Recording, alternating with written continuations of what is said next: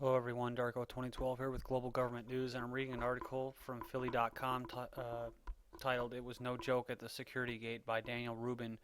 It was posted on January 21st, 2010, and this story is about a woman who's going through a security gate in Detroit 10 days after the underwear bomber incident, and when she went through the security gate, basically the TSA agent pulled out a little white bag of coke and then started to interrogate her, asking her if it was hers. And this poor woman, college student, just basically broken down in tears and that, and scared shitless. Um, Eventually, it turned out to be a damn joke, where not so much a joke or whatever it was, but he ended up saying that it was his, and they went on their way. So, if you, I'm gonna go in here and read it, and let's see exactly what the details are. It kind of sets up a background here. In the tense new world of air travel, or in the tense new world order of air travel, we're stripped of shoes, told not to take too much shampoo on board, frowned on if we crack a smile. He's talking about the behavior detection agents that watch you when you're walking through the airports.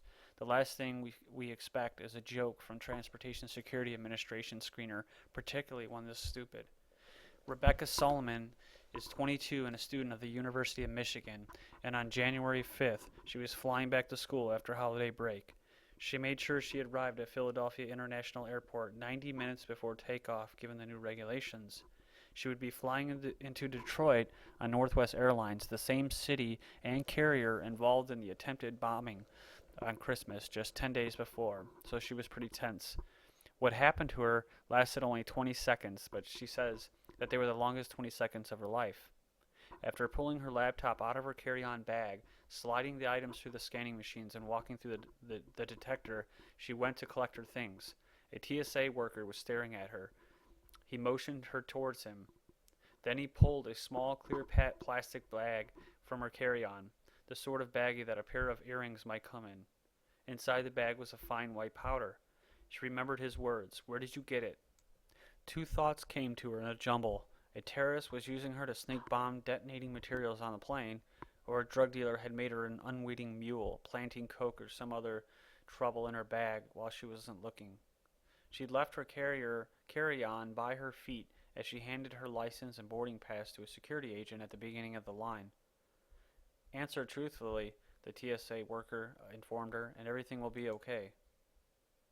Solomon, 5'3" and traveling alone, looked up at the man in the black shirt and fought back tears. Put yourself in her place and count out 20 seconds. Her heart pounded. She started to sweat. She panicked at having to explain something she couldn't. Now picture her expression as the TSA employee started to smile. Just kidding, he said. He waved the baggie. It was his. And so she collected her things, stunned, and the tears began to fall. Another passenger, a woman traveling to Colorado, consoled her as others who had witnessed the confrontation went about their business. Solomon and the woman walked to the gates, where each called for security and reported what had happened. A joke? You're not serious. Was he hitting on her? Was he flexing his muscles? Who at a time of heightened security and rattled nerves would play so cavalry with a passenger's emotions? It says when someone is trying to blow planes out of the sky, what is a TSA employee doing with his eyes off the ball? When she complained to the airport security, Solomon said she was told the TSA worker had been training the staff to detect contraband. She was shocked that no one took him off the floor, she said. It was such a violation, the Wynnewood native told me by phone. I'd come early, I'd done everything right, and they were kidding about it. I ran her story past Ann Davis, regional TSA spokesman, who said she knew nothing that would contradict the young traveler's account. Davis said privacy law prevents her from identifying the TSA employee. The law prevents her from disclosing what sort of discipline he might have received. The TSA views this employee's behavior to be highly inappropriate and unprofessional, she wrote.